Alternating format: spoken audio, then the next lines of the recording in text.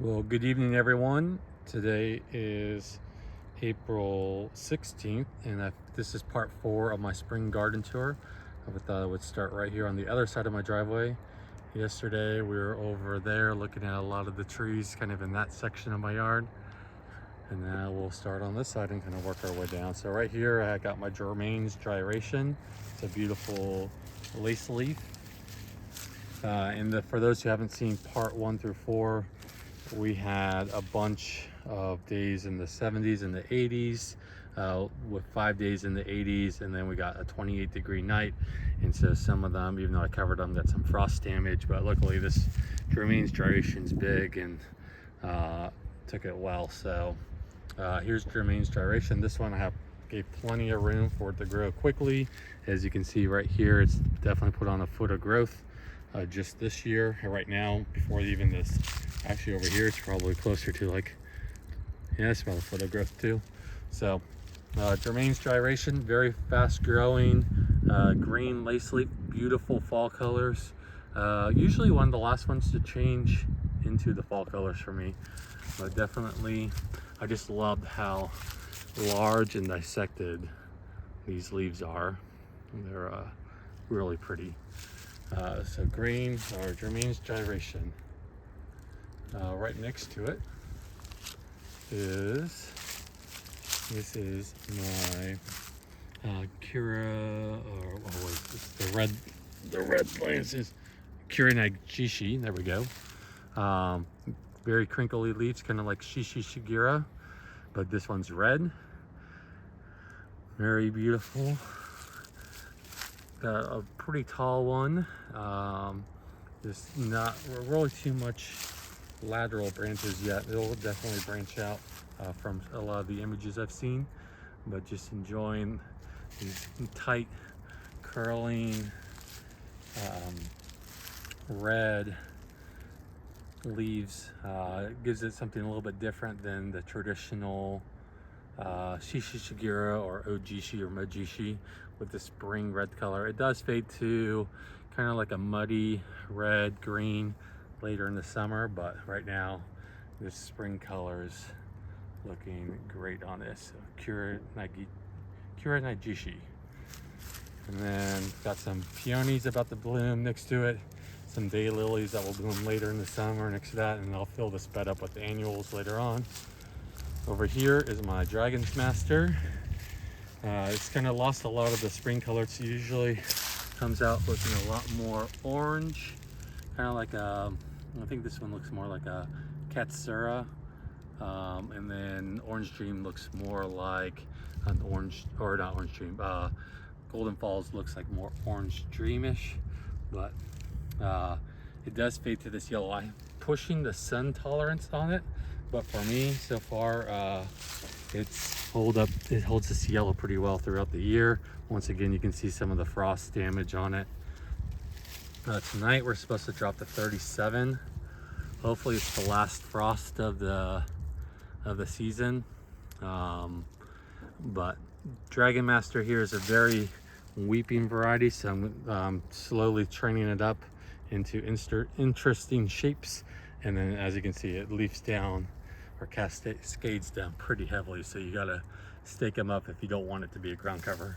I've heard of people using this as a ground cover. I haven't seen one as a ground cover, but for me, because it's right here next to my driveway, I'd rather have like a really interesting shape to kind of provide that winter interest right here.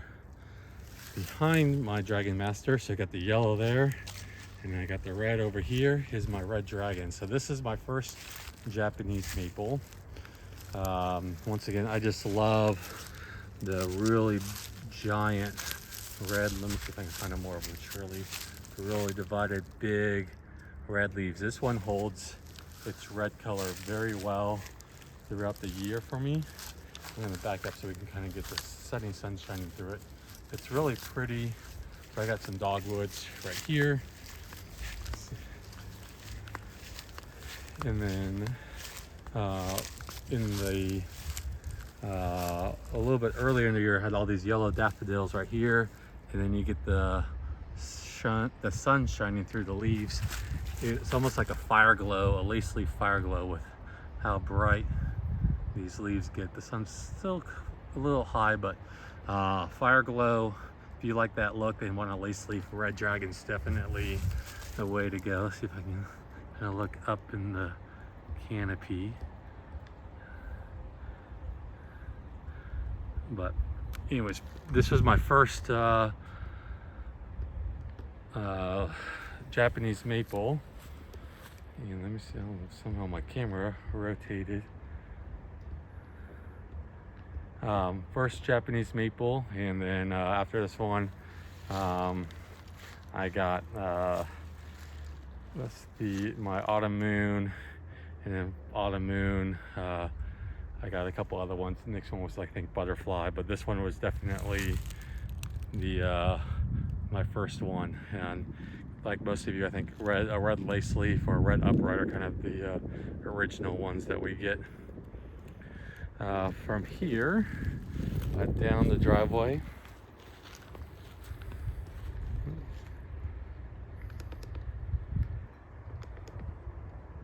there we go. Now let's bring it back. Sorry about that. Here is my white peaches, and those of you who saw my frost damage, and this one took a lot of frost damage, especially on these top leaves, even though I had it covered, but luckily it's big enough. It's definitely will survive, but when it comes out, it's definitely more like this color, and then that tipping kind of fades, and it holds like more of this white with the green veining, or light green with green veining throughout it. That reticulation on the leaves are pretty spectacular. Let me see if I can find one without some frost damage. But I just love the, even though this is white peaches, even though I thought I was getting peaches and cream, I bought it during the winter time before it leafed out, and it was sold to me as a peaches and cream from a local nursery. But even though it's not a peaches and cream, I have another one in my yard. I'm happy with this white peach. It's definitely its own beauty, just with how it leaves out and how it holds the color throughout the whole year.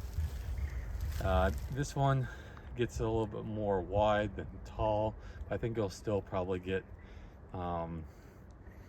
like 6 to 8 feet tall as it matures. Over here I have dark straw. Luckily this is a little 1 gallon. Luckily for me, this one didn't take a lot of frost damage. There's a leaf here or there that took some damage. Let me see if I can get the focus. But luckily, unlike the my white peaches and some of my other ones, this one's really hard to focus on. I might have to keep my hand behind it. It did not take a lot of damage. Very fine dissected red leaf. This is my first spring with it. I got it last fall. So first time in the ground, but enjoying the shape and the colors on it. Once again, let's see if I can get the focus. Keeps wanting to focus on the ground, but yeah, beautiful. We'll let you know how it does throughout the year. Over here is my lily pad. I have it protected because I don't want deer and rabbit eating it, or squirrels trying to rip off the bark. This one luckily did pretty well. Got a weed or something growing up through it. The variegation definitely is more pronounced later in the year. Macawa type, and this one a lot smaller leaves than the traditional Macawa Yetsubutsu and or some of the other variants. They're really small leaves, but the variegation on it between the green and soft green usually gets a little bit pronounced later on in the year. But definitely I love the lily pad. It's a if you don't have this variant, the Macawa, definitely recommend it. Some of my blue stars are starting to bloom. Let's see if I can get the focus. This will also kind of be filled up with some more annuals as the summer goes on. Here's my Bihou. I love like the, let's see if it's not in the sun, how it leaves out that color on the leaves. That and then it just fades to a green. But the yellow bark on this is amazing, especially in the wintertime. For me, it actually holds this yellow bark most of the year, even though you can't really see it with all the leaves because it is pretty dense. Definitely took some frost damage. I know some people have issues with Bihou, but I think it's more people on the West Coast. So you can grow some things that we can't grow. So I know some of floating clouds, or what's the other, ukigumo is like white for you guys every year. For us out here, we barely get anything on it. So but on the flip side, the Bihou and some of our coral barks look amazing. Well, even like people up north have issues with some of the coral barks, but down here in the mid-Atlantic, we do pretty well. Over here, got some hydrangeas protected from the deer so they don't eat all the buds off. Here's my Fireglow, and I have this placed so as you can tell the sun's behind me, and then above me, or on the other side, so the sun shines through the leaves in the morning. I'm looking east right now, and then also shines through the leaves right now in the setting sun, and you can get that wonderful glow where it gets the Fireglow name. So I had this one in a pot for a few years trying to find that perfect position where I can get this sun glowing through the leaves. This one will probably become 8 to 10 feet.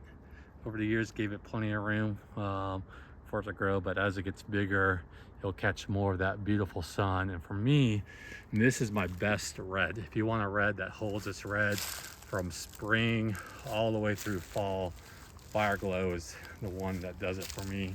I have lots of other upright reds and lace leaf reds. Like I said, Red Dragon is pretty good. It does green up a little bit in late August, early September, but Fireglow for me just stays red all year. Some ferns, another peony. As you can tell, I like peonies. This is my Shana. It's looking a little rough. Lots of leaves down here at the bottom. It's trying to push some leaves out as it grows up. So hopefully got a little bit of frost burn up here near the top. I've heard this one's kind of finicky. This is my second or third year with it, so far so good, other than you can see a lot of the frost damage it took. So hopefully it will recover. This one usually makes more of a round ball, and it holds its red okay, but definitely not as good as Fireglow. And right next to it is my Jordan. Once again, you can see some of the frost damage, but just look at those leaves, the bright yellow, those leaves. This one definitely leaves out more yellow and then kind of fades to that chartreuse color, whereas my Summer Gold blooms or leaves out more chartreuse and then puts on or becomes more yellow. So kind of the opposite. But I've had this one year where it was like bright pale yellow. So hopefully as the sun kind of hits it, it'll kind of bleach out, make these a little bit more yellow without burning it. So far it's been pretty good in this spot. It gets sun in the morning, dappled light during the day, high afternoon sun, and then sun here at the very end of the day. And so for me, it's done pretty well kind of in this spot. So maybe 4 to 5 hours in the morning and 1 or 2 hours in the afternoon of direct sun, and then dappled shade kind of after that. On the other side, there's my white peaches again. Back here is the bed that we kind of toured with my Autumn Moon and Mila, and my Summer Golds over there, and down here's Edgewood. But just to kind of give you a reference, right here is my Lilian's Jewel, and it's finally starting to get some of that pink variegation that's known for in the red.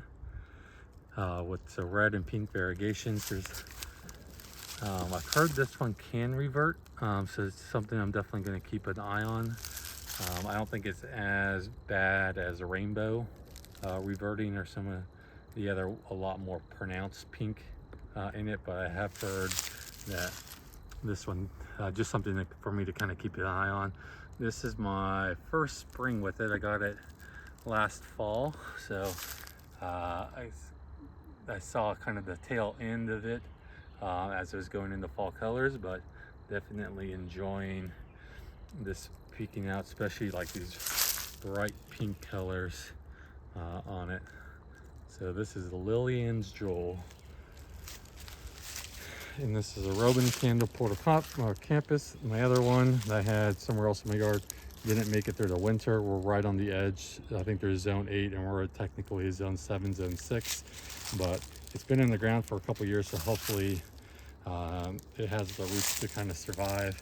But we did get an 8-degree night this winter, and the other one's a little bit more open area, and so it died. But this one seems to be holding on and should be pushing the white new growth for what it's known for. But right next to it, this is my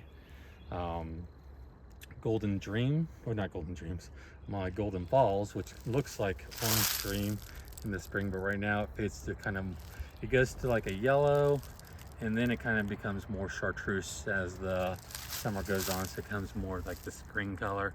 But that spring color, when it first comes out, is quite striking. This is another one that's very pendulous, so you have to stake it up. So I'm going to stake it up into some cool shapes. So kind of like a Ryusin, but this gives it a different color spring, or different spring color than the Ryusin, and different than the Dragon Master too, which is behind me. But yep, so this is my Golden Falls. And over here, I love, this is one of my favorite spring color plants.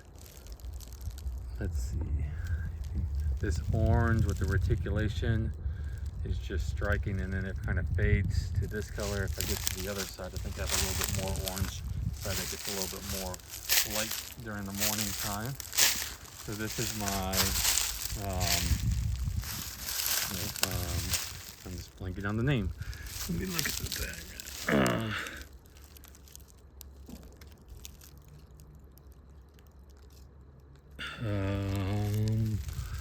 Completely blank.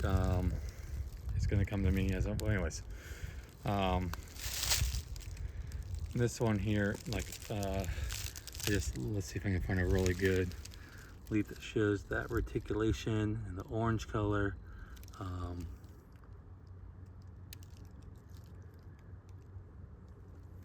Just a really pretty tree. This one here too will kind of stay on that 6 to 8 foot. This one does fade as much as I love this orange color. It does fade within a couple weeks, but even like what it fades to, that kind of more green with the reticulation in it, is still really pretty. Let's see, kind of behind me right here is my this is Fairy Lights. Kind of have it in a cage too to kind of protect it from a squirrel eating it. Acer Japonicum Fairy Lights. Very divided, huge Japonicum leaves. Not quite as big as the Dancing Peacock, so whether it's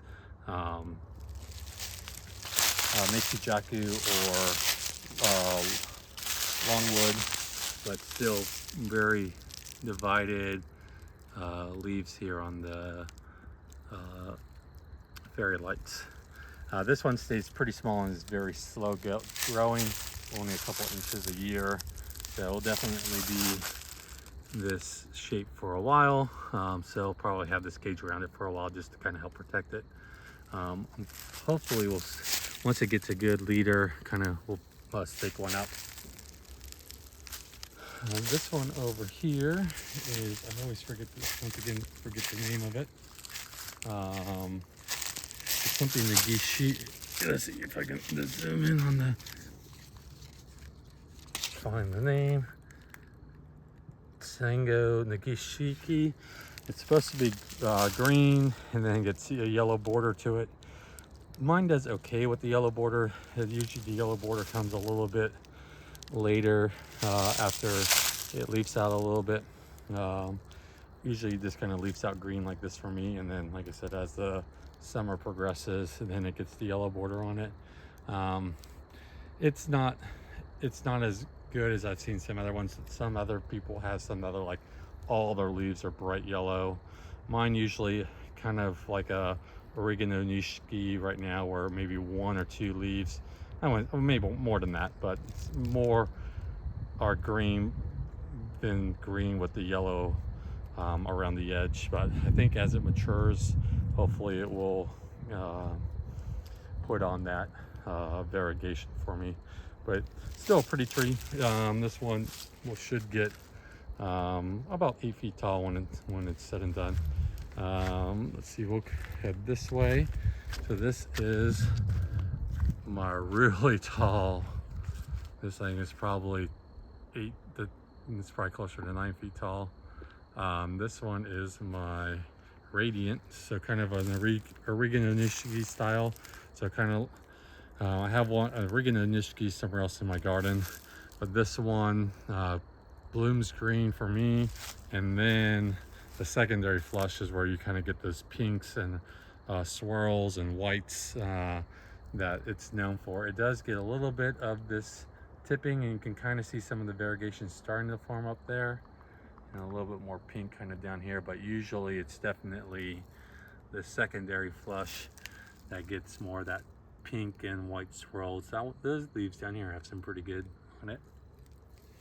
But I got this as a small 1 gallon from Maplestone 2 or 3 years ago, and it's definitely happy where it's at, because look how tall it's definitely grown. So this is my, once again, Radiant, and I think that's probably where I'm going to end the tour here.